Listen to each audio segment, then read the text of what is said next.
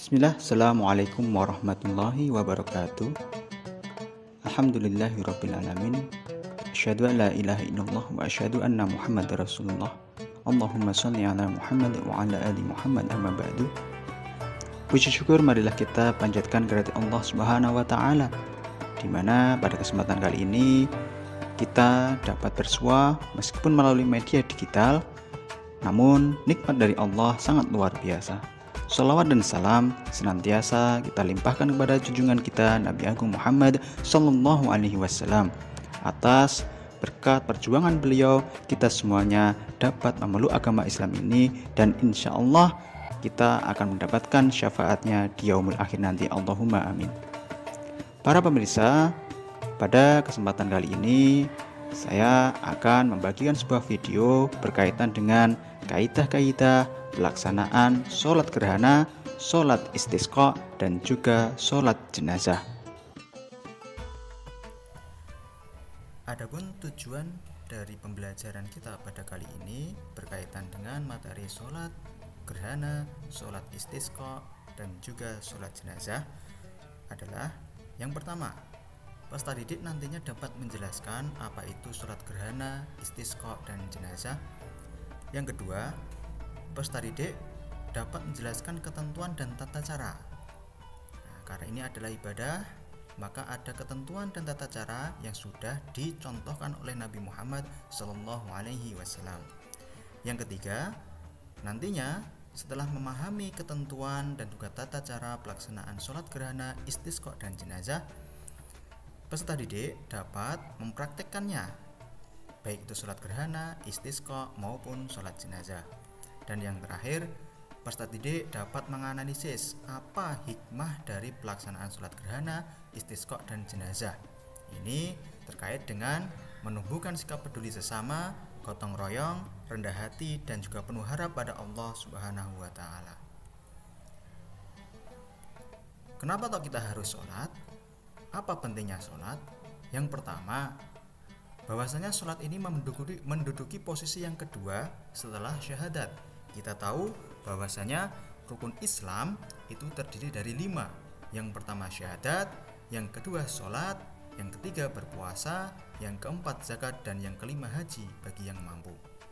Maka melihat dari urutan rukun Islam, terlihat bahwasanya sholat ini menduduki posisi kedua setelah kita berserah diri, mengakui diri kita sebagai seorang muslim. Maka apa buktinya? Yaitu menjalankan ibadah sholat. Yang kedua, sholat merupakan perintah yang langsung diperintahkan kepada Nabi Muhammad Sallallahu Alaihi Wasallam tanpa perantara. Ya, kita tahu bahwasanya kebanyakan wahyu itu melalui malaikat Jibril. Namun untuk sholat, Nabi Muhammad SAW langsung menerimanya dari Allah Subhanahu Wa Taala ketika beliau melaksanakan perjalanan Isra Mi'raj. Ini khususnya bagi sholat fardu. Yang ketiga, sholat merupakan amalan umat manusia yang pertama kali dihisab nanti di akhirat. Kita akan ditanya, bagaimana sholat kita sebelum amal soleh yang lainnya. Jika amal soleh kita berupa sholat itu bagus, maka insya Allah amalan soleh yang lainnya hanya sebagai pelengkap untuk kita bisa masuk surganya Allah Subhanahu wa taala. Kemudian yang keempat, sholat merupakan pembeda antara muslim dengan kafir. Orang-orang muslim melaksanakan rukuk, sujud sesuai dengan ketentuan Nabi Muhammad SAW. Sedangkan orang-orang kafir, mereka tidak rukuk, tidak sujud. Maka jika kita mengaku sebagai seorang muslim, wajib tentunya untuk melaksanakan sholat, khususnya yang sholat fardu. Inilah pentingnya sholat, terutama sholat fardu. Namun Nabi Muhammad SAW tidak hanya mencontohkan sholat yang fardu saja. Ada sholat-sholat lain yang sifatnya sunnah dan fardu kifayah. Sholat yang sifatnya sunnah ada sholat duha, sholat tahiyatul masjid, atau yang akan kita bahas pada pertemuan kali ini, pada kesempatan kali ini, yaitu sholat istisqa, gerhana, dan juga sholat yang hukumnya fardu kifayah, yaitu sholat jenazah. Baik, untuk materi yang pertama ada sholat gerhana atau sering juga disebut dengan sholat kusufain. Kenapa disebut sholat kusufain? Ini kan menunjukkan ada dua sholat gerhana. Karena pada fenomena alam ada dua gerhana, yaitu gerhana matahari dan juga gerhana bulan, di mana menurut sains antara matahari, bumi, dan bulan itu berada dalam satu garis yang lurus. Namun dalam Islam, dulu Nabi Muhammad SAW diriwayatkan dari Aisyah bahwa pernah terjadi gerhana matahari pada masa Rasulullah Muhammad SAW. Maka ia lalu menyuruh orang-orang menyerukan as-sholatu jami'ah. Ini seruan untuk melaksanakan sholat secara berjamaah. Kemudian beliau maju lalu mengerjakan sholat 4 kali rukuk dalam 2 rakaat dan 4 kali sujud. Yang pertama, sholat kusuf atau sholat gerhana matahari. Sholat kusuf atau sholat gerhana matahari ini dilaksanakan ketika terjadi gerhana matahari sampai matahari terlihat kembali. Maka untuk pelaksanaan sholat kusuf ini bagi mereka yang melihat gerhana matahari. Bagi mereka yang tidak melihat, tidak disunahkan untuk melaksanakan sholat kusuf. Tempatnya bisa berada di masjid dengan jumlah rakaat 2 rakaat. Hukumnya sunnah muakkad, di mana sunnah muakkad ini adalah ibadah yang sangat dianjurkan oleh Islam. Kemudian khutbah dilaksanakan setelah sholat. Kesimpulannya, sholat gerhana ini mirip dengan sholat Jumat. Cuma perbedaannya adalah dari segi waktu dan juga letak khutbah. Jika sholat Jumat, khutbah ada di awal. Sedangkan sholat kusuf, gerhana matahari, dan nanti juga ada gerhana bulan, khutbahnya berada di akhir sholat dan hukumnya pun sunnah, bukan wajib. Sholat khusuf, gerhana bulan, sama halnya seperti sholat gerhana matahari, yaitu kita melaksanakan sholat khusuf karena melihat gerhana bulan sampai bulan terlihat kembali. Tempatnya berada di masjid dan semua ketentuannya sama dengan sholat gerhana matahari. Ada beberapa catatan khusus mengenai sholat khusuf maupun khusuf. Yang pertama, tiap rakaat sholat terdapat 2 kali Al-Fatihah dan 2 kali rukuk. Jadi setelah membaca Al-Fatihah dan surat pilihan, jamaah rukuk pertama kemudian bangkit lagi untuk membaca surat Al-Fatihah dan surat pilihan lainnya. Kemudian rukuk untuk yang kedua kalinya di rakaat yang pertama.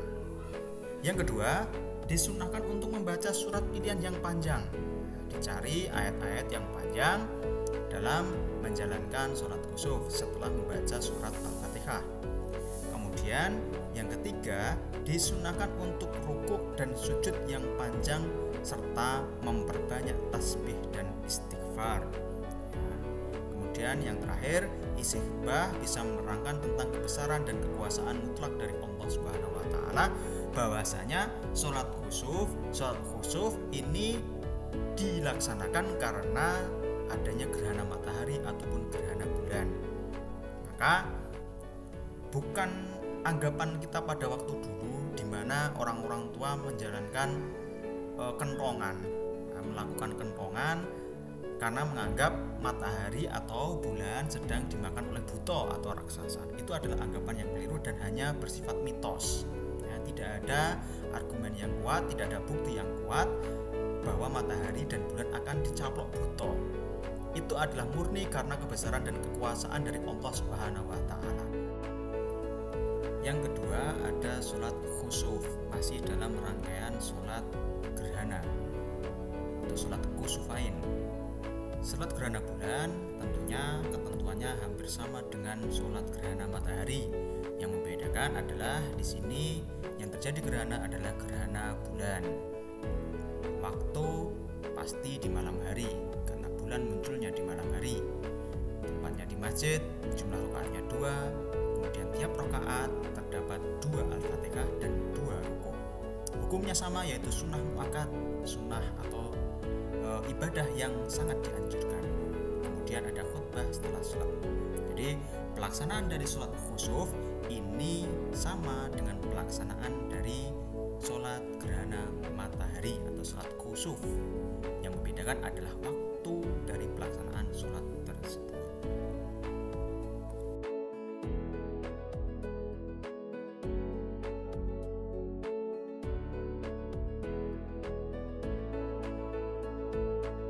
Untuk materi yang kedua setelah sholat kusufain atau sholat gerhana adalah sholat istisqa atau sholat untuk meminta hujan. Sholat istisqa ini dilaksanakan karena terjadi kemarau yang berkepanjangan. Jadi terjadi kemarau yang berkepanjangan dan sangat diharapkan turunnya hujan dari langit. Tempatnya ada di tanah lapang atau di masjid, menyesuaikan. Kemudian jumlah rakaatnya 2 rakaat, hukumnya sunnah muakkad, dan kemudian ada 2 kali khutbah setelah sholat. Ini hampir mirip dengan pelaksanaan sholat Idul Fitri. Namun kenapa kok harus kita melaksanakan sholat istisqa? Kenapa dianjurkan untuk sholat istisqa? Karena kita tahu sendiri bahwasanya air itu sangat penting. Kita lihat pentingnya air bagi kehidupan. Ada di dalam Quran surat Al-Anbiya ayat 30 yang bermakna bahwasanya dari air segala sesuatu dihidupkan.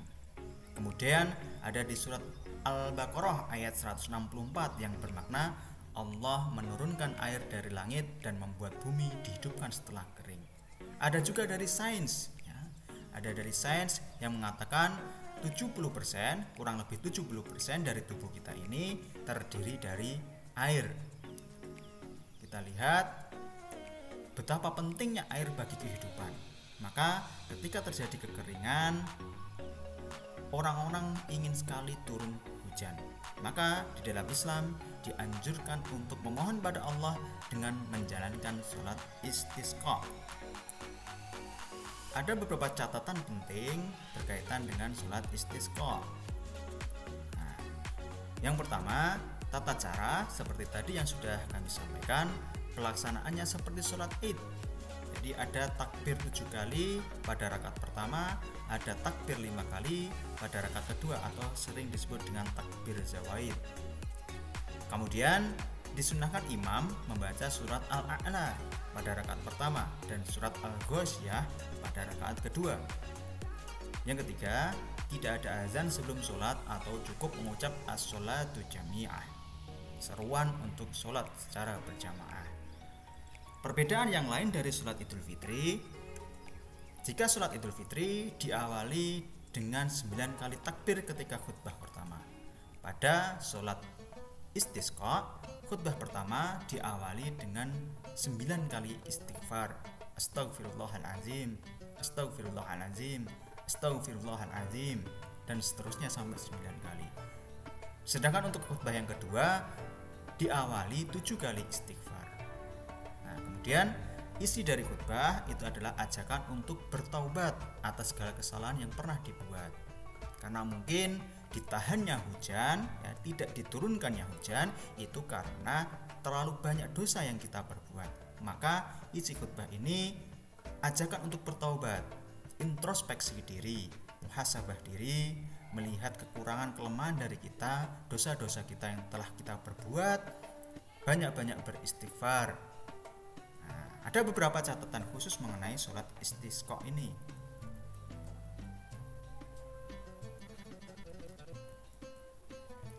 Sholat istisqa disunahkan untuk 3 hari sebelumnya berpuasa. Jadi bagaimana tata caranya?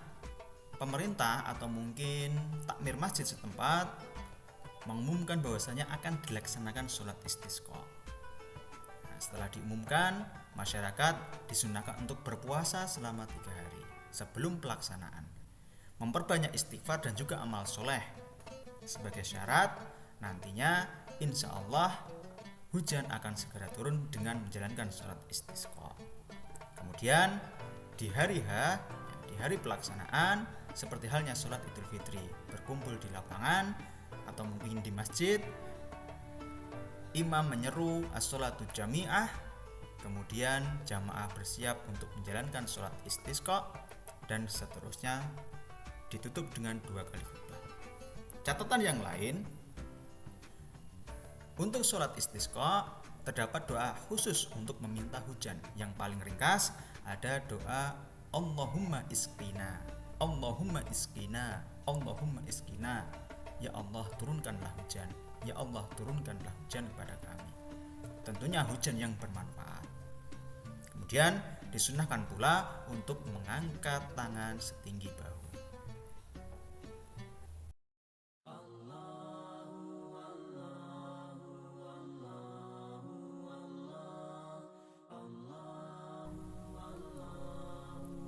Untuk yang ketiga yaitu sholat jenazah, di mana sholat jenazah ini kita laksanakan ketika ada saudara kita yang mengalami kematian atau meninggal dunia. Berkaitan dengan kematian, beberapa nas atau dalil-dalil Al-Quran dan juga Rasulullah Muhammad SAW di dalam Al-Quran surat Al-Imran ayat 185, A'udzubillahi minasyaitonirrajim, Bismillahirrahmanirrahim, kullu nafsin dha'iqatul maut, setiap yang berjiwa pasti akan merasakan mati. Kemudian dalam hadis Nabi Muhammad SAW beliau bersabda, barang siapa yang menyaksikan jenazah sampai ia menyolatkannya, maka baginya 1 qirot. Lalu barang siapa yang menyaksikan jenazah hingga dimakamkan, maka baginya 2 qirot. Ada yang bertanya, apa yang dimaksud 2 qirot? Rasulullah SAW lantas menjawab, 2 qirot itu semisal 2 gunung yang besar. Ini adalah nas dari Al-Quran dan hadis, di mana setiap yang berjiwa atau yang bernyawa termasuk manusia pasti akan mengalami kematian.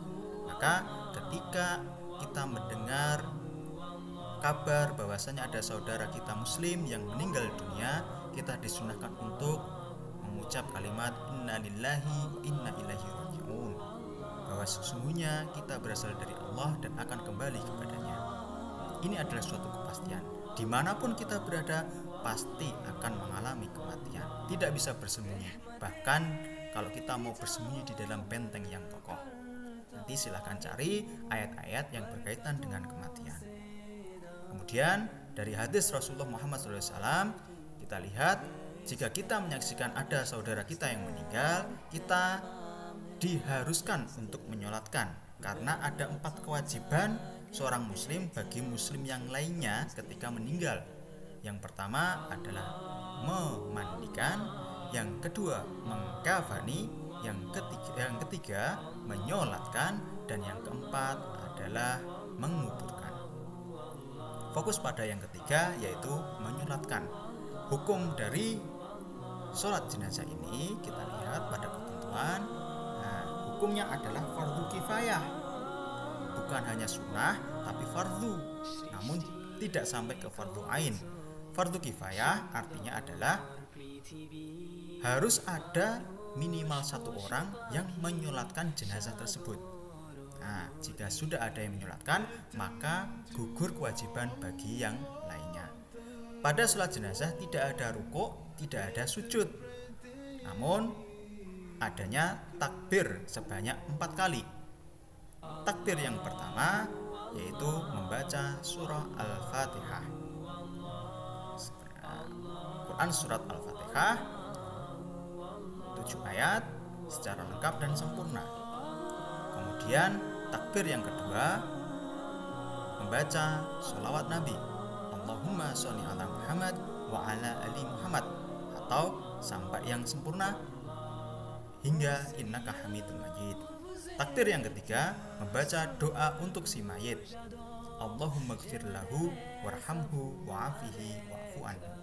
Kemudian takbir yang keempat membaca doa untuk mayit dan orang yang ditinggalkan, Allahumma la tahrimna ajrahu wa la taftina ba'dahu waghfir lana wa lahu.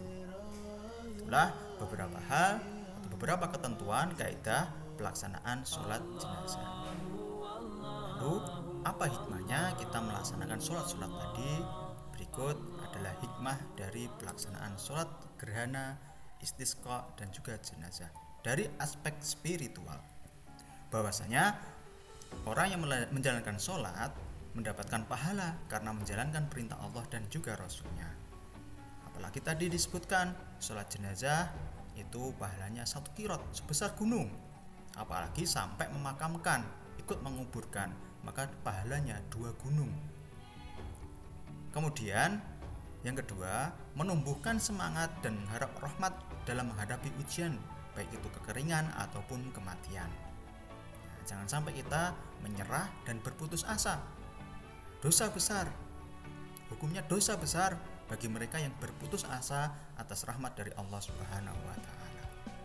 Yang ketiga, tentunya ketika kita menjalankan sholat akan ada ketenangan di dalam jiwa kita. Kemudian di aspek yang lainnya ada menumbuhkan kedisiplinan dalam beribadah. Ketika ada perintah, ada anjuran dari Rasulullah Muhammad SAW, kita laksanakan ibadah tersebut, khususnya sholat gerhana, sholat istisqa, dan juga sholat jenazah. Yang kedua, menumbuhkan rasa rendah hati dan tidak sombong, bahwasanya kita ini adalah rendah di hadapan Allah Subhanahu wa Ta'ala. Tidak boleh sombong. Sombong itu hukumnya dosa besar. Jangan sampai kesombongan kita seperti Fir'aun, sampai-sampai dia mengaku sebagai Tuhan, mau menyaingi Allah Subhanahu wa Ta'ala. Sholat gerhana, terjadinya gerhana, sholat istisqa karena hujan ditahan, dan juga sholat jenazah karena adanya kematian, itu semuanya adalah kehendak dari Allah Subhanahu wa Ta'ala. Kita tidak bisa melawannya. Maka kita tidak boleh sombong dan harus punya rasa rendah hati. Kemudian yang ketiga, menumbuhkan jiwa tolong-menolong, gotong royong, dan kepedulian. Ketika ada saudara kita yang kesulitan atau mungkin meninggal dunia, mari kita laksanakan kewajiban kita sebagai seorang muslim. Kita bantu saudara kita, kita tolong mereka dengan semaksimal kemampuan kita. Demikian beberapa hal, kaidah-kaidah sholat gerhana, sholat istisqa, dan juga sholat jenazah.